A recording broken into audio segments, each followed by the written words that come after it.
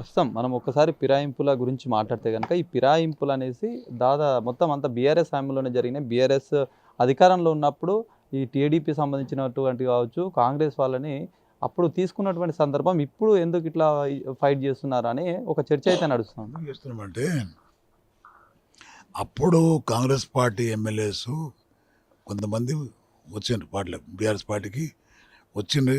అది నిజమే. ఎట్లా వచ్చిండ్రు వాళ్ళు? టోటల్గా మెజారిటీ కాంగ్రెస్ పార్టీ ఎమ్మెల్యేలు వచ్చిండ్రు. ఆ పార్టీలో ఆ 1/3 మెజారిటీ వచ్చింది మాకు. కాబట్టి దానికి గుర్తింపు లేకుండా అయిపోయింది. ఆ పార్టీ ఉన్న శాసనసభలకు గుర్తింపు లేకుండా వచ్చింది కాబట్టి మేము మర్జని కాకుండా ఉన్నారు, మాత్రం ఉన్నారు. కానీ అట్లా కాదు కదా ఇక్కడ అది కాదు కదా. ఇక్కడ వాళ్ళు ఎవరు వచ్చిండ్రో, ఎవరైతే పోయినా మా వాళ్ళు పోయిన వాళ్ళు అల్పసంఖ్య ఉన్నారు, తక్కువ సంఖ్యలో ఉన్నారు. మా వాళ్ళు కూడా అట్లే చేస్తే మేమేం చేయలేకపోతున్నాం.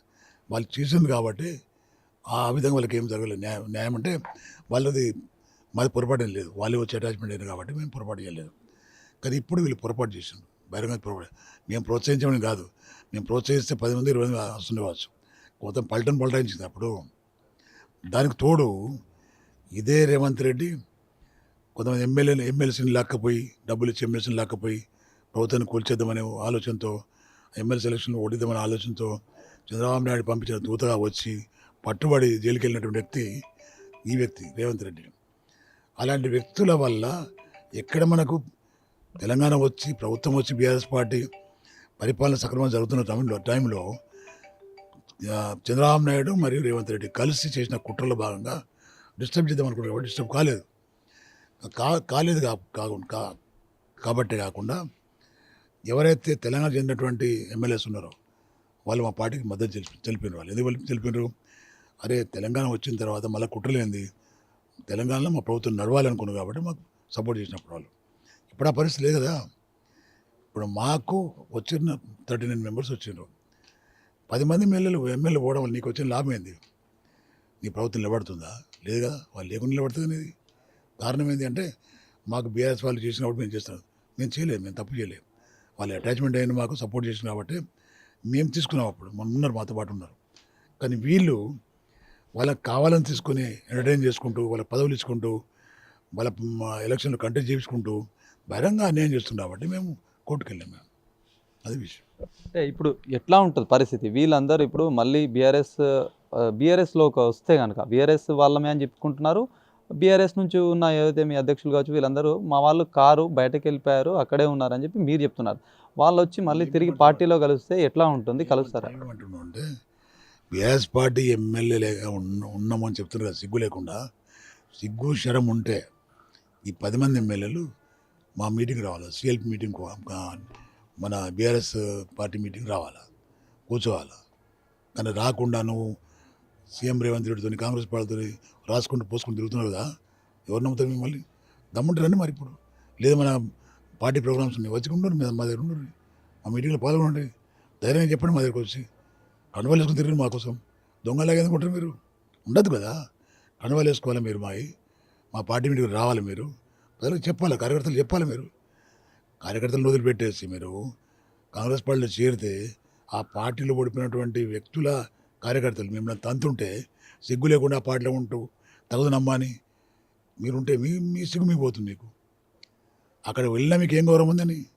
ఇప్పుడు జగిత్యాల ఎమ్మెల్యే కానీ, మన సంగారెడ్డిలో ఉన్న ఎమ్మెల్యే కానీ, చాలామంది ఎమ్మెల్యేస్ పోతే, ఇప్పుడు గద్వాల ఎమ్మెల్యే కానీ పోతే పడతలేదు కాంగ్రెస్ పార్టీ కార్యకర్తలు వీళ్ళకు. ఇంకా సిగ్గు లేకుండా ఉన్నారు. పోయింది కాబట్టి మాకు ఇజ్జత్ పోతుందని చెప్పేసి అటు పడి వస్తున్నారు కాబట్టి నడుస్తుంది తప్ప ఇక్కడ గౌరవం కూడా లేదు వాళ్ళకి. పోయిన తర్వాత చీము రక్తం ఉంటారు రమ్మని చెప్పి వాపస్ వచ్చి కణువులకు తిరగమని చెప్పి ఓడదంటాడు. మా నాయకుడు చాలా పెద్ద మనసున్న వ్యక్తి, క్షమిస్తాడచ్చు, చెప్పలేము. అది విషయం.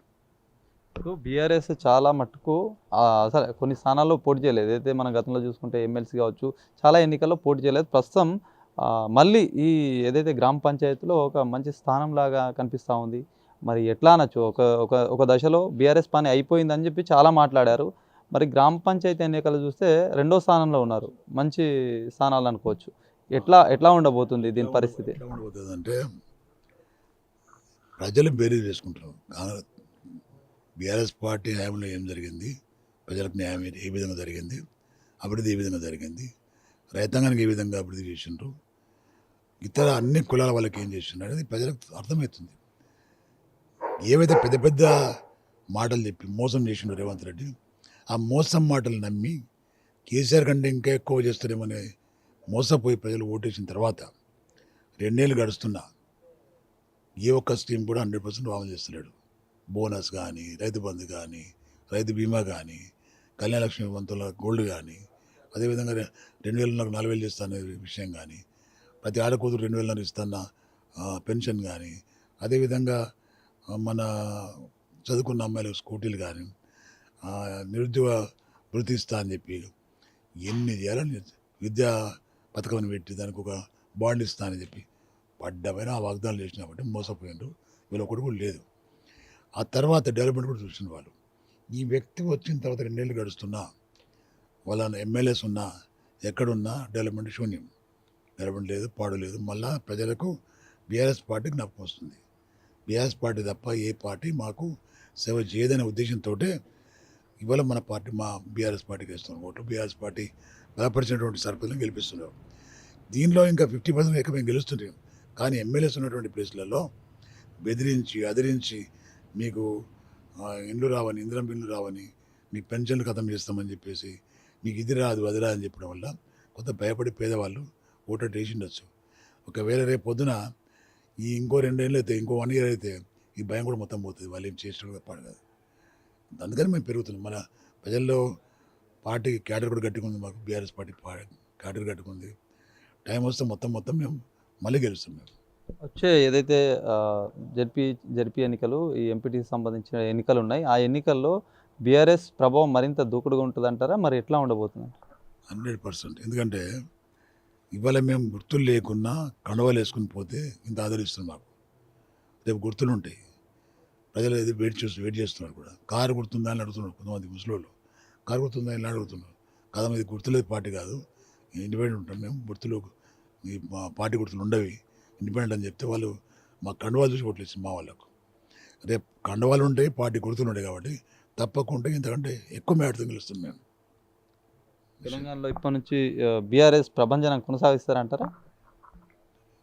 రేపు 21st నాడు మీటింగ్ పెట్టిన కేసీఆర్ గారు పార్టీ సమావేశం. ఆ రోజు మాకు ఇచ్చే ఆదేశాలు మాకు ఇస్తారు వారు.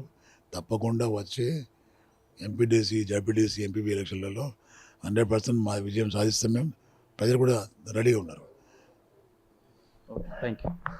ఇది చూడొచ్చు, మొత్తానికి పార్టీ ఫిరాయింపుల వ్యవహారం అయితే మొత్తం చర్చనీయాంశంగా మారినటువంటి నేపథ్యంలో బీఆర్ఎస్ నాయకులు హాట్గా మాట్లాడుతున్నారు. ఇదంతా కూడా స్పీకర్ తీసుకోవాల్సిన నిర్ణయం విరుద్ధంగా ఉంది. 5 మందికి ఇప్పటికే అనర్హులుగా ప్రకటిస్తారనుకుంటే అర్హులుగా ప్రకటించారు. మరో 5 మందిని ఎలాంటి తీర్పు ఇస్తారో చూస్తాం. దాని తర్వాత న్యాయం ఎట్లెక్కి ఖచ్చితంగా పోరాటం చేస్తామని చెప్పి చెప్తున్నారు. మరోవైపు ఏదైతే బీఆర్ఎస్ గ్రౌండ్ స్థాయిలో ఇప్పటికే కార్యకర్తలు కావచ్చు, మొత్తం ప్రజలు ఆదరిస్తున్నటువంటి సిచ్యువేషన్ ఈ ఎన్నికల సందర్భంగా చూడొచ్చు. మరింత దూకుడుగా వ్యవహరించి ఏదైతే ఎంపీటీసీ, జెడ్పీటీసీ ఎన్నికల్లో తమ సత్తా చూపిస్తామని చెప్తున్నటువంటి పరిస్థితి. కెమెరా పర్సన్ సందీప్తో శ్రీనివాస్, అభినవ్ భారత్, నిజామాబాద్ నుంచి.